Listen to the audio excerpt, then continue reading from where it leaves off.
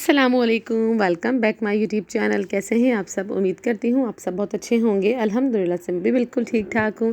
अच्छा, इस व्लॉग में जो है ना वॉइस ओवर करना मेरे लिए थोड़ा सा जो है ना मुश्किल हो रहा था, क्योंकि मुझे दोबारा से वो चीज़ याद आ रही थी कि जब अम्मी अब्बू जा रहे थे वापस और मैं रो रही थी और मेरी बेटी जो है ना वो भी रो रही थी। अरमिश और मैं बहुत ज़्यादा रोए थे उस टाइम पर।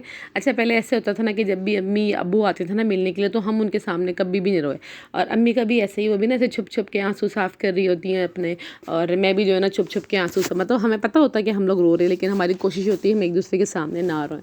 तो ये व्लॉग जो है ना काफ़ी दिनों का रखा हुआ था, लेकिन मुझे ना इस पे वॉइस ओवर करने में इतना कुछ अजीब लग रहा था। मतलब जैसे मैं इस वीडियो को एडिट करती थी ना, और जब मैं इसको ऑन करती थी तो मुझे वो टाइम जो है ना फिर से वो याद आ रहा होता था। हालांकि अभी इस बीच में मैं एक दफ़ा अम्मी अबू के पास जाके उनसे मिल भी आई हूँ, और वो वाला व्लॉग इंशाल्लाह मैं कल अपलोड कर दूँगी, आप सब देखना। और इनका कोई इरादा नहीं था, बस अचानक ही जो है ना प्लान बन गया कि जाना है। और छोटी भांजी जो है उसकी सालगिरह थी, जो बहन की बेटी है उसकी सालगिरह थी। तो अम्मी ने कहा कि अब जब मैं इधर आई हुई हूँ तो फिर मुझे लगता है कि उधर जाना चाहिए मुझे, तो इसलिए बस अचानक ही उनका प्रोग्राम बन गया और वो चले गए। हालांकि सुबह हमने अच्छे से बैठ के नाश्ता किया, गपशप लगाई, धूप निकल आई, तो अम्मी अब्बू जो है ना वो छत पर चले गए, जाके चरपाई लगा के बैठ गए। जाहिद को इन दिनों बहुत ज़्यादा बुखार था जिस दिन का ये ब्लॉग है, तो वो भी आराम कर रहे थे। तो हमें ये था कि चलो आराम से जो है ना कुकिंग वगैरह करेंगे और फिर आराम से अपना जो भी होगा अपनी रूटीन वो करेंगे। लेकिन खैर अचानक से अम्मी अब्बू का प्रोग्राम बन गया और वो फिर चले गए। और ये देख लें अरमिश, वो इतना रो रही थी और मुझको समझा रही थी कि अम्मी अब्बू दोबारा से आ जाएंगे। पहले मैं रोती थी अकेले, अब मेरे बच्चे जो है ना वो मुझसे ज़्यादा रो रहे होते हैं, क्योंकि वो मुझसे ज़्यादा मेरे पेरेंट्स से अटैच हो गए हैं। तो अरमिश तो खैर बहुत ज़्यादा रोई है। और मैंने एक शॉर्ट वीडियो भी अपलोड की थी, अगर आप लोगों ने देखी होगी। उस टाइम पे जब रात में मेरे अब्बू से बात हुई थी, वो पहुंच गए थे आप ही के घर पे। अभी वो कराची वापस नहीं गए, अभी आप ही के घर पे वापस गएंगे। तो जब उसकी जो मेरी भांजी उसकी बर्थडे आई थिंक होती है 20 जनवरी को, हाँ 17 जनवरी या 20 जनवरी को होती है बर्थडे। तो तब जब ये अम्मी अबू लोग गए थे, तो उस दिन जो है ना रात में जब अम्मी अबू से बात हुई ना, तो अरविश तो खैर पहले रो रही थी सारे दिन की। हुसैन ने जब अब्बू को देखा ना तो वो इतना रोया, क्योंकि हुसैन जो है ना अब्बू के साथ बहुत ज़्यादा अटैच है, बहुत ही ज़्यादा अटैच है हुसैन।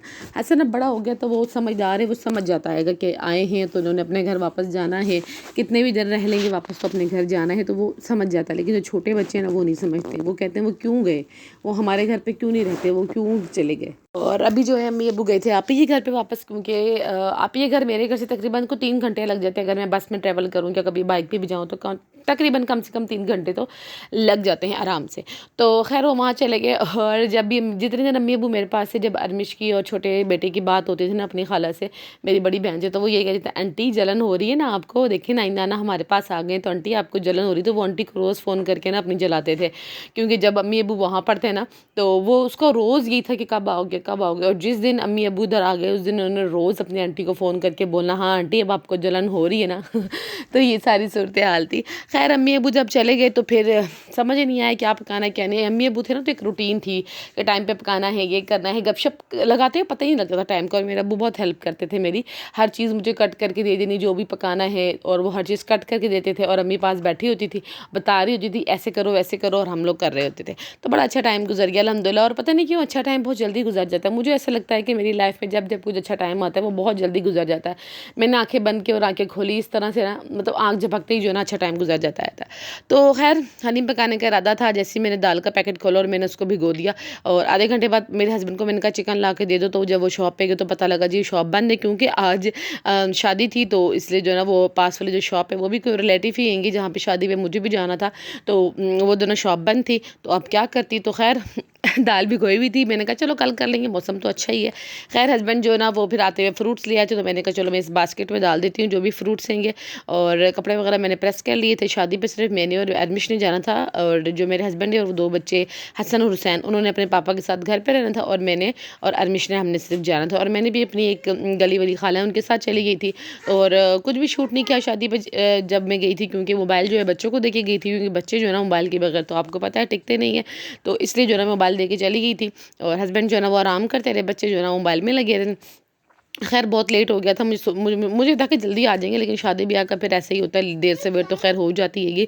और शादी भी हसन के स्कूल की टीचर थी, और गली में रहती हूँ, मेरी भी अच्छी दोस्त है, और हसन की भी स्कूल की टीचर है थी। खैर अब तो उन्होंने छोड़ दिया है, लेकिन अब उनकी शादी हो गई, तो बस वो शादी हमने अटेंड की हैगी। और शादी पर जाने से पहले के सारे काम है जो मैं करके गई थी, तकरीबन 2:30 या 2:45 बजे मैं निकली थी। और उससे पहले जो है ना मैंने सारी घर की क्लीनिंग की थी, उसके बाद जो है ना मैंने कुकिंग भी की थी। आलू और अंडे मैंने आई थिंक, हाँ आलू अंडे पकाए थे, अभी आपको वीडियो में आगे देखने को मिल भी जाएंगे। आलू अंडे मैंने पकाए थे, और सामान जो है ना वो सारा छत पे ले आई थी, क्योंकि हस्बैंड जो है छत पे बैठे थे धूप में, तो मैं भी छत पे आ गई थी कि चलो मैं भी जो है ना ऊपर बैठ के मसाला कट कर लूँगी। और मुझे इतना फ़ील हो रहा था, अकेलापन इतना फ़ील हो रहा था। मेरे हस्बैंड बातों में भी लगा रहे थे, क्योंकि उनको अच्छी तरह पता है कि हाँ मैं अकेली रहती हूँ, और जब कभी अम्मी अब्बू सालों में आ जाते हैं, जब वापस जाते हैं ना, तो कितने दिन तक जो है ना मैं उस चीज़ को महसूस करती हूँ कि हाय मैं फिर से अकेली हो गई, फिर से सब चले गएंगे, और अब जो है ना फिर वही रूटीन होगी।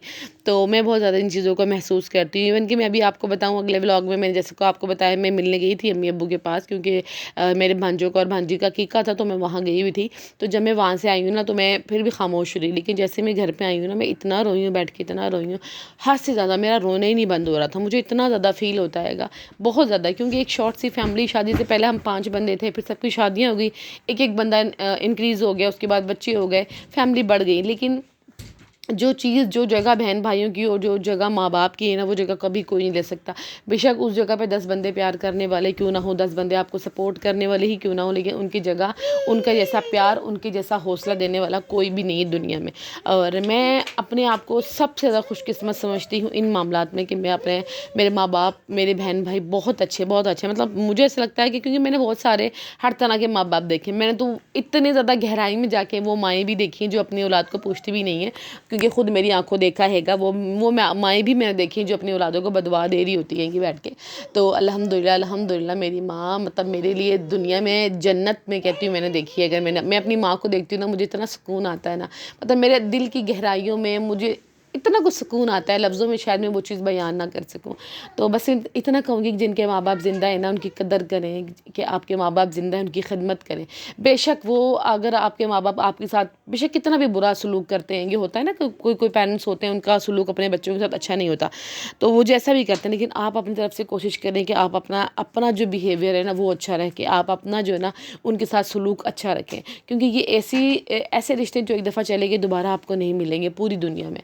तो कोशिश करें कि इन रिश्तों को बचा के रखें और अपने साथ लगा के रखें। इन रिश्तों को कभी खोने ना दें, इन रिश्तों को कभी तकलीफ़ ना दें, कभी भी ना दें, कभी भी ना दें। और मैं हमेशा यही बात करती हूँ, मैंने अपने हस्बैंड से भी हमेशा यही डिस्कस करती हूँ कि बैठ के, क्योंकि माँ बाप कैसी हस्ती ना, देखो ना कोई हमसे मतलब होता है, ना कोई हमसे उनका होता है ना। हम लोग अक्सर किसी से बात करते तो हमारे दिल में किसी न किसी चीज़ को लेकर मतलब होता है, हाँ यार इस बंदे से तो बना के रखनी हैगी, क्योंकि हमारा इससे काम पड़ सकता है। लेकिन माँ बाप वो हस्ती है, वो रिश्ता है जिनसे ना कोई मतलब होता है ना कुछ, लेकिन उनसे इस कदर खुलूस और इस कदर मोहब्बत होती है कि वो लफ्ज़ों में बयान की ही नहीं जा सकती है ये।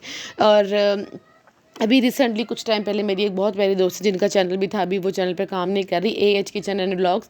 उनके फादर की डेथ हुई तकरीबन ऑलमोस्ट 2 महीने पहले की बात है। उनके फादर की डेथ हुई, जब उन्होंने मुझे बताया तो वो मुझे सिर्फ उनको एक मैसेज आया था कि ज़ेबा मेरे अब्बू की डेथ हो गई। उसका मैसेज पढ़ के मुझे खुद भी नहीं याद है मैं कितने घंटे बैठ के रोई हूँ, कितने ही घंटे बैठ के सिर्फ उसके एक मैसेज को देख देख के मैं बार बार रोऊँ।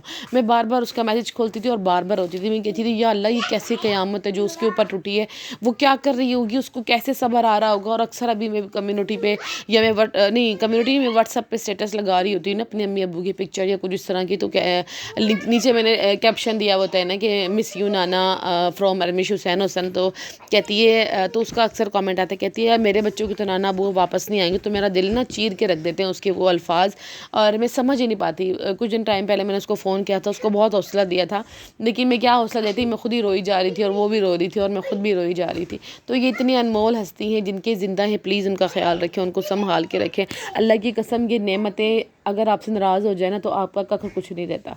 तो जिनके हैं उनको संभाल के रखें, जिनके चले गए हैं अल्लाह पाक उनको जन्नत में आला मुकाम दे। अल्लाह पाक मेरे माँ बाप को मेरे सर पे सलामत रखे, क्योंकि उनके बगैर मैं कुछ भी नहीं हूँ। तो आप सब ने भी दुआओं में याद रखना है। अल्लाह हाफिज़।